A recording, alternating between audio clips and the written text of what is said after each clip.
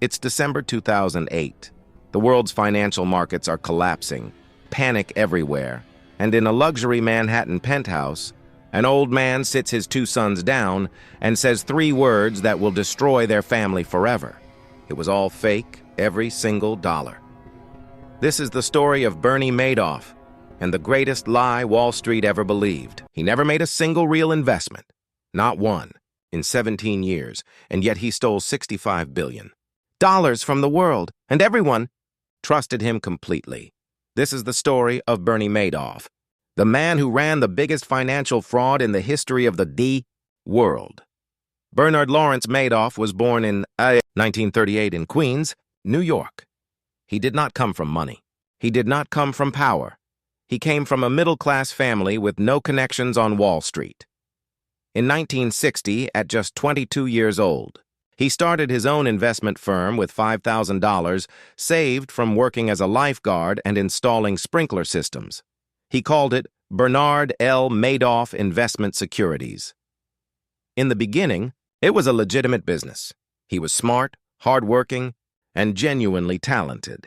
He helped pioneer electronic trading, technology that eventually became NASDAQ, the second largest stock exchange in the world. He served as chairman of NASDAQ 3 times. He was respected. He was admired. He was exactly who you would trust with your money, and that was the trap. Sometime in the 1970s, possibly even earlier, Madoff quietly started a second operation hidden inside his legitimate firm. He called it his investment advisory business. Clients handed him money. He promised steady returns, around 10 to 12% every single year. Not spectacular, not suspicious, just reliable. Year after year after year, even when the market crashed, even when others lost everything, Madoff's clients always made money. The secret was, there were no investments. He simply took new clients' money and used it to pay old clients their returns. A Ponzi scheme. The oldest fraud in the book, but executed at a scale the world had never seen. What made Madoff different from every other fraudster was not his greed.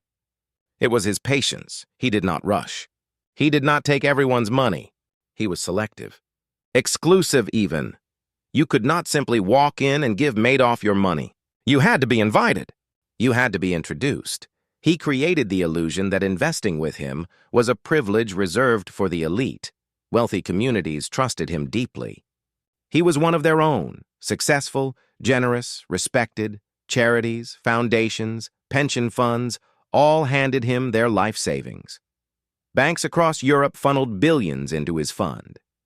Hollywood celebrities, Nobel Prize winners, hospitals, universities, all victims. For decades, one man tried to stop it. His name was Harry Markopolos, a financial analyst who studied Madoff's returns in 1999 and knew within 4 hours that it was a fraud. The math simply did not work. No legitimate strategy could produce those returns so consistently in every market condition. Markopolos reported Madoff to the SEC, the Securities and Exchange Commission, America's financial watchdog. Not once, not twice, 5 times over 9 years, he handed them detailed reports. Mathematical proof, a complete breakdown of how the fraud worked. The SEC investigated Madoff multiple times. Every single time, they found nothing. Not because the fraud was hidden perfectly, but because the investigators did not want to believe it. Bernie Madoff was too respected, too connected, too important to be a criminal. That is the most chilling part of this story. The system designed to catch fraud protected the fraudster because of who he was. Then came September 2008. The global financial crisis hit like a tsunami. Markets collapsed. Banks failed. Panic spread across the world. And suddenly, Madoff's clients wanted their money back. All at once. Billions of dollars at once. The money was not there. It had never been there. In December 2008, Madoff confessed, not to regulators, not to investigators, but to his own sons, Mark and Andrew. He told them it was all one big lie. His sons reported him to the FBI the very next morning. On December 11, 2008, FBI agents knocked on the door of his Manhattan penthouse. He did not run. He did not deny it. He simply said, "There is no innocent explanation. $65 billion. Gone. 37,000. Victims across 136 countries. The Elie Wiesel Foundation. For Humanity. Wiped out. Charities. That fed the poor. Destroyed overnight. Retirees, who had trusted him with their entire life savings, left with nothing. At the age of 70 or 80, the human cost was catastrophic. At least 4 people connected to the scandal took their own lives, including Madoff's own son, Mark, who died on the 2nd anniversary of his father's arrest. His other son, Andrew, died of cancer in 2014. His family believed the stress of the scandal accelerated his death. Bernie Madoff was charged with 11 federal crimes. He pleaded guilty to all of them. In June 2009, he was sentenced to 150 years in prison, the maximum possible sentence. The judge called it extraordinarily evil.